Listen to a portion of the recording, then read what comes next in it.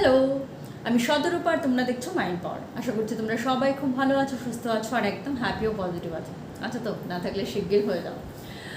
আজ তোমাদেরকে আমার জীবনের কিছু গুরুত্বপূর্ণ ঘটনা শেয়ার করব, যেটা আমি কোনোদিনও এর আগে ভিডিওতে বলিনি বা কেউ জানেও না। আমি আসলে রিওমেটিক আর্থারাইটিসের পেশেন্ট। আমার যখন 12 বছর বয়স তখন আমার এই রোগটা ধরা পড়ে। আমার খুব জ্বর হতো, রিওমেটিক ফিভার, খুব জ্বর হতো, মানে কদিন বাদে বাদেই জ্বর হতো। তো আমার মার একজন স্টুডেন্ট, মা স্কুল টিচার ছিলেন, তো মার একজন স্টুডেন্টের ওষুধের দোকান ছিল।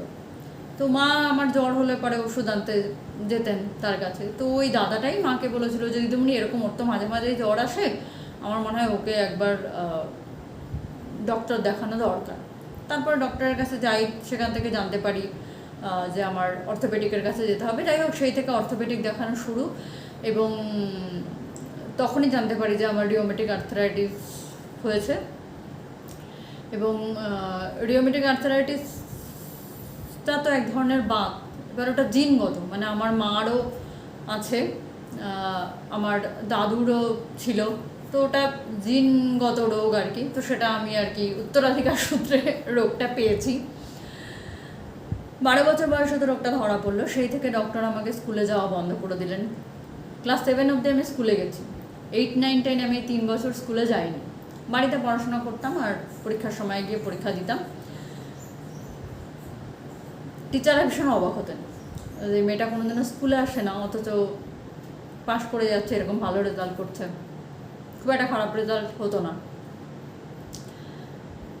মাধ্যমিক পরীক্ষা হয়ে গেল, তারপরে 11, 12 ভর্তি হলাম। 11-এ ভর্তি হওয়ার পরেই আমার টাইফয়েড হলো। সে সময় আমি 2 মাস বিছানায় শয্যাশায়ী ছিলাম। তো টাইফয়েডের পরে আমার হাঁটুর নিচ থেকে দুটো পা আর কি বেঁকতে শুরু করলো। আগে যে পা দুটো সোজা ছিল সেই দুটো পুরো বেঁকতে শুরু করলো, এবং বেঁকেই গেল পুরোপুরি। হাঁটাচলা করতে ভীষণ অসুবিধা হতো, কষ্ট হতো, আর ব্যথা হতো প্রচণ্ড, মানে হাঁটুতে, তারপরে জয়েন্টগুলোতে প্রচণ্ড ব্যথা হতো, অসম্ভব ব্যথা হতো আমার। যখন 12 বছর বয়স, প্রথম যখন আর কি রোগটা ধরা পড়ে, তখন আমার 30 দিনে 30টা ইঞ্জেকশন নিতে হয়েছিল। তারপর থেকে 10 বছর, টানা 10 বছর আমাকে ইঞ্জেকশন নিতে হয়েছে পেনিডিওর 6 লাখ।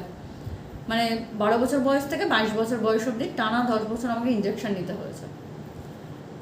এইভাবেই আর কি কলেজ কমপ্লিট করলাম, গ্র্যাজুয়েশন কমপ্লিট করলাম। তারপরে যেহেতু আমার রেজাল্ট ভালো ছিল গ্র্যাজুয়েশনে, আমাকে কোনো এন্ট্রান্স এক্সাম দিতে হয়নি, আমি ডাইরেক্ট সিএতে অ্যাডমিট হলাম, মানে চার্টার অ্যাকাউন্টিংয়ে অ্যাডমিট হলাম, অ্যাডমিশন নিলাম। 3 বছর সিএ মানে পড়ছিলাম, ইন্টার্নশিপও চলছিল, তার সাথে সাথে অফিসে যেতে হতো পড়ার সাথে সাথে। তো সেই সময় আমার আর কি ভীষণ বাজে লাগতো। তার মধ্যে আরেকটা কথা বলি, যখন আমার এইচএস আমি পাশ করি, তো তখন যেহেতু আমি ছোটোবেলা থেকেই গান করি, রবীন্দ্রসঙ্গীত গাই, তো আমার গান নিয়ে পড়ার খুব ইচ্ছে ছিল রবীন্দ্রভারতীতে, এবং কথাবার্তাও চলছিল রবীন্দ্রভারতীতে গান নিয়ে পড়ার। কিন্তু যেহেতু আমার এইচএসের রেজাল্টটা ভালো হয়, তো বাড়িতে সবাই আর কি বলে যে গান নিয়ে তো তুমি পরেও পড়তে পারবে, আগে গ্র্যাজুয়েশনটা কমপ্লিট করো, বিকম অনার্সটা করো, তারপরে গান নিয়ে তুমি পড়তে পারবে। ঠিক আছে, বিকম অনার্স তো হলো। বিকম অনার্সেও যেহেতু আর কি ভালো মার্কস ছিল, তো আমি ডাইরেক্ট চার্টার অ্যাকাউন্টিংয়েও অ্যাডমিশন পেয়ে গেলাম, তো ভর্তি হয়ে গেলাম ওখানটায়। তারপর তো ইন্টার্নশিপ করার সময় যখনই অফিসে যেতাম দুপুরবেলা আফটার লাঞ্চ, মানে এত ফাইলপত্র এনে চাপা দিয়ে দিত আমাকে, আর আমার তখন এত ঘুম পেতো, আর আমার একটুও ভালো লাগতো না তখন। 3 বছর এইভাবে কাটানোর পর তারপরে মানে আর ভালো লাগছিল না।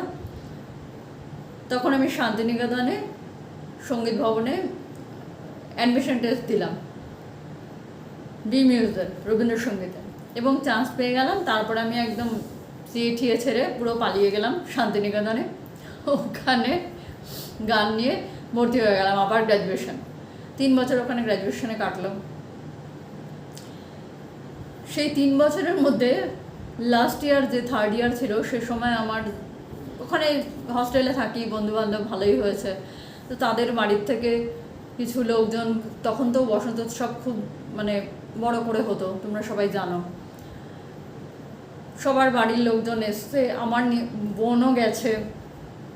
এবার সবার বাড়ির লোকজনদের ওই আশ্রম ঘোরানোর দায়িত্ব পড়েছে আমার ওপর। আচ্ছা আমি ঘোরাবো, পুরো ঘুরিয়েছি দোলের দিন, ওরকম পুরো আশ্রম ঘুরিয়েছি, দোলে পার্টিসিপেট করেছি, অনুষ্ঠান করেছি।